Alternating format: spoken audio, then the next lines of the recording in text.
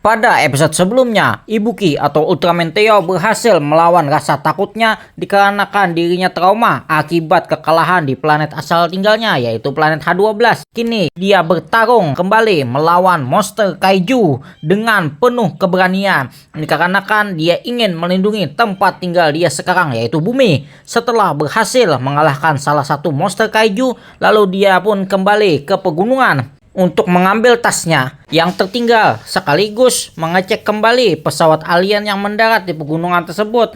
Lalu tidak sengaja Ibuki bertemu dengan pemilik pesawat itu. Ternyata pemiliknya juga berwujud monster kaiju, namun monster tersebut tidaklah jahat. Pada episode kali ini kita akan melanjutkan perjuangan Ibuki atau Ultraman Theo melawan monster kaiju yang jahat dan melindungi bumi. Tapi sebelum itu, Assalamualaikum warahmatullahi wabarakatuh. Selamat datang di channel YouTube Anugasatsu, Toko Fans Urang Banua, channel yang membahas seputar tokusatsu, mulai hal yang menarik sampai info update terbaru yang ingin dibahas. Ya, alhamdulillahirabbil-alamin. Minggu lalu kita telah menyelesaikan pembahasan episode perdana, yaitu Ultraman Theo, ya kan, kemarin itu. Dan terima kasih kepada para penonton antusiasnya yang menonton Ultraman Theo. Alhamdulillah, viewernya yang sangat banyak. Alhamdulillahirobbilalamin. Ternyata para fans sukanya pembahasan saya, yaitu Ultraman, ya kan. Jadi saya lebih banyak lebih banyak bahas Ultraman ternyata nantinya kan, ya kan. Seperti itu ya kan. Jadi pada minggu ini kita langsung aja membahas episode selanjutnya ini, yaitu episode berapa ini? Episode 2 ya kan, pada minggu ini. Nah, langsung aja tanpa berlama-lama lagi, tanpa basa-basi lagi, langsung aja kita akan membahas serial Ultraman Theo episode 2. Cekidot. Setelah Ibuki bertemu dengan kaiju yang baik itu, namun dirinya tidak mengerti apa yang dibicarakan kaiju yang baik itu. Setelah itu Ibuki pun mencoba bahasa luar angkasa atau bahasa alien, namun kaiju itu tidaklah mengerti. Akan tetapi dia mengerti bahasa manusia. Setelah dilihat kaiju tersebut kakinya terluka dan pesawatnya pun juga rusak saat mendarat di bumi. Dengan begitu Ibuki pun ingin merawat si kaiju tersebut dan ingin mencarikan tempat tinggal untuknya. Lalu si Ibuki pun kepikiran menyembunyikan kaiju itu di tempat kampusnya. Pada malam harinya dia pun membawa monster baik itu masuk ke dalam kampus dengan menyembunyikannya menggunakan terpal biru yang mirip seperti gerobak sampah. Jadi orang-orang yang lewat di sana tidak mencurigai Ibuki. Setelah itu Ibuki pun ingin menyembunyikannya ke ruang latihan karate. Namun di sana banyak orang. Jadi orang-orang yang ada di sana bertanya kepada Ibuki, "Ngapain lu di sini?" Dengan cepat Ibuki pun menjawab dia ingin masuk ke ruang astronomi. Lalu orang-orang berpakaian karate tadi tuh menjawab, "Oh, ruang astronomi sebelah sana." Setelah itu Ibuki pun langsung berterima kasih dan meninggalkan mereka. Sedikit percakapan yang berpakaian karate yang tadi bahwa ruangan astronomi itu kan lama gak dipakai alias kosong. Namun mereka menghiraukan alias tidak mencurigai si Ibuki. Disinilah Ibuki menyembunyikan kaiju yang baik itu. Keesokan harinya, setelah jam mata pelajaran selesai, hari ini si Ibuki pun bergegas kembali ke ruangan astronomi untuk memeriksa keadaan si kaiju itu. Setelah sampai di sana, dia pun membawakan makanan yang banyak untuk si kaiju itu dikarenakan Ibuki tidak tahu apa makanan yang dia makan. Lalu si kaiju itu memilih donat dan langsung memakannya. Setelah makan donat, ada suara yang ingin membuka pintu. Dengan cepat, Ibuki pun langsung menyembunyikannya dengan kain hitam. Lalu yang datang adalah seorang cewek. Ibuki pun langsung berkata, "Kamu siapa dan apa kau lakukan di sini?" Lalu si cewek tersebut berkata dan memperkenalkan dirinya, "Namaku adalah Emma Kazama. Di sini aku adalah ketua dari klub astronomi ini. Kamu ini siapa dan apa yang kamu lakukan di sini?" Lalu langsung seketika si Emma tersebut berpikir bahwa si Ibuki ingin ikut klub astronomi ini. Lalu Ibuki pun mengiyakan dikarenakan tidak sengaja melihat selembaran kertas yang ada di dinding yang bertuliskan mencari anggota baru. Singkat cerita, teman-teman klub astronomi berkumpul. Lalu ketua astronomi bernama Emma tadi memperkenalkan anggota barunya, yaitu Ibuki, kepada anggota lainnya. Lalu Emma nih menyuruh kepada anggota lainnya untuk memperkenalkan diri satu persatu kepada Ibuki.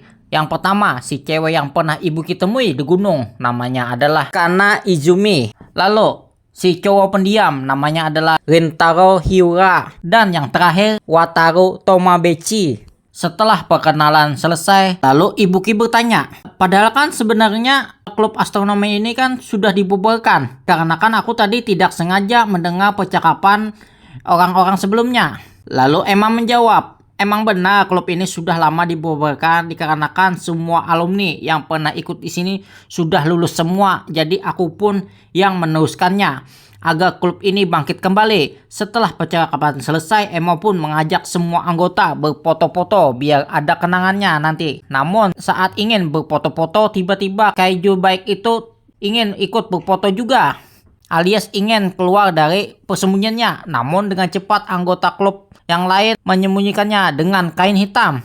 Akan tetapi tingkah para anggota klub terlihat sangat aneh. Kemudian Emma pun melihat kain hitam tersebut bergerak-gerak. Lalu Emma pun membuka kain itu. Akhirnya ketahuan oleh Emma. Nah, maksud saya ini kan mengapa siapa namanya nih? Si Ibuki ini menyembunyikan si Kaiju yang baik, Kaiju yang imut. Kita sebut saja apa nih? Kaiju imut, Kaiju baik. Kaiju baik saja ya kan? Nah, seperti itu kan.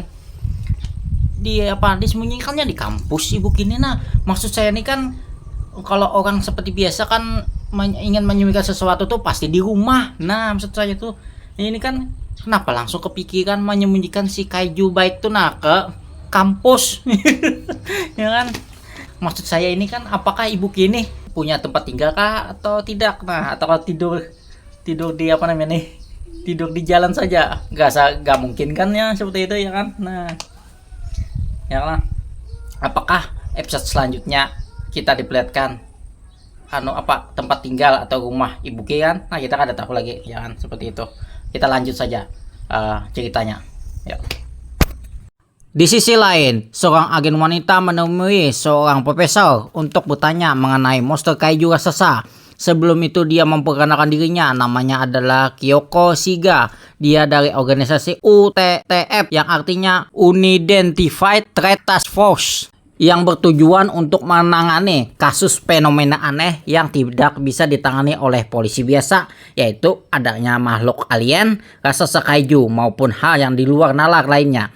Setelah itu dia pun menceritakan tentang kejadian pagi tadi yang ada di berita bahwa bangkai raksasa kaiju yang telah dikalahkan oleh raksasa biru tersebut menghilang, dan yang ada di TKP adalah Anda Profesor yang memaksa masuk untuk ke dalam ingin meneliti ke sana dikarenakan ada bukti yang terekam di CCTV. Lalu si profesor langsung sewot dikarenakan dirinya dituduh sebagai pelaku yang membawa kaiju raksasa tersebut. Namun bukan begitu maksud kata si agen wanita. Lalu dia meluruskan kedatangan dirinya ke sini untuk bertanya kepada Anda Profesor, apakah raksasa kaiju tersebut setelah tewas bisa hidup kembali? Maksudnya seperti itu. Lalu Profesor menjawab, biasanya berdasarkan penelitian bahwa kaiju raksasa tersebut kalau benar-benar tewas dirinya akan hancur melebur. Kalau yang kemarin itu biasanya tubuhnya tidak hancur maka dirinya akan bangkit kembali. Setelah percakapan selesai, mereka berdua mendapatkan info di siaran live di media sosial bahwa monster kaiju raksasa menyerang kota. Dengan cepat agen wanita dan profesor menuju ke sana. Jadi UTTF ini kan adalah organisasi yang menangani kasus fenomena aneh yang tidak bisa ditangani oleh polisi biasa, katanya tadi kan, seperti adanya makhluk alien. Nah, seperti itu. Dan juga monster raksasa kaiju yang dianggap orang tidak pernah ada, namun ternyata itu ada. Nah, jadi organisasi ini yang menangani kasus yang aneh-aneh yang ada di luar nalar. Nah, seperti itu ya kan. Sama seperti hal-hal di luar nalar, seperti hal-hal mistis. Nah, seperti itu ya juga ya, organisasi inilah yang menangani hal-hal yang kayak gitu. Nah, pahamkah? Paham. Di sisi lain, Emma juga menonton berita di HP-nya di media sosial bahwa kaiju raksasa kembali menyerang kota. Lalu Ibuki yang ada di sana juga menyaksikan. Ternyata monster pertama yang dia lawan berarti tidak benar-benar mati. Lalu Ibuki pun bergegas keluar dari ruangan astronomi dan berubahlah menjadi Ultraman Theo. Di saat pertarungan baru dimulai, lalu ada sesosok yang menyerang Ultraman Theo yang tak terlihat Dan disinilah sosok tak terlihat itu menampakkan dirinya yang ternyata adalah monster kaiju dengan wujud mirip seperti burung. Namun monster kaiju yang mirip seperti burung ini juga menyerang kaiju lainnya, diibaratkan seperti pertarungan battle royale. Lalu agen wanita dan profesor sampai di lokasi TKP dan menyaksikan pertempuran dua monster kaiju dan satu raksasa biru. Lalu berakhirlah cerita episode 2 Ultraman Theo. Episode selanjutnya, pertempuran melawan kaiju raksasa yang mirip burung berlanjut, di mana para mahasiswa berlarian meninggalkan kampus. Kemudian Ibuki atau Ultraman Theo mendapatkan pom baru berwarna ungu. Akankah itu pom dari Theo atau sekedar kekuatan biasa yang dikeluarkan sama seperti sebelumnya yang berwarna hijau dan kuning? Kita saksikan saja Ultraman Theo episode 3 minggu depan. Terima kasih telah menonton pembahasan saya pada video kali ini, yaitu episode 2 Ultraman Theo. Saksikan episode 3 pembahasan saya pada minggu depan, ya kan? Ya, mohon maaf kalau ada kesalahan atau kekurangan dalam mengucapkan pembahasan pada episode kali ini. Ya, sekali lagi saya mohon maaf. Saya pamit, mohon undur diri. Akhir kata, assalamualaikum warahmatullahi wabarakatuh. Salam Tokopens, urang Banua. Dadah.